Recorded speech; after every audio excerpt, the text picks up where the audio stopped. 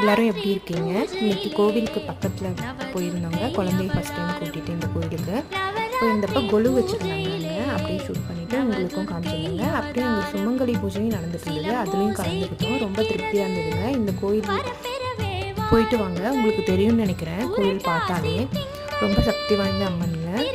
அந்த மரத்தை சுற்றி விநாயகர், இந்த நாகம் அதெல்லாம் இருப்பாங்க. பால் ஊற்றி நம்ம வாரம் ராகு காலத்தில் வெள்ளிக்கிழமையில் போட்டால் நம்ம வேணுனது நினச்சது நடக்குங்க. இந்த கோவிலில் எனக்கும் நடந்திருக்கு, அதான் உங்களுக்கு நான் ஷேர் பண்ணிக்கிறேன். சுமங்கலி பூஜையிலையும் கலந்துக்கிட்டாங்க, ரொம்ப திருப்தியாக இருந்தது.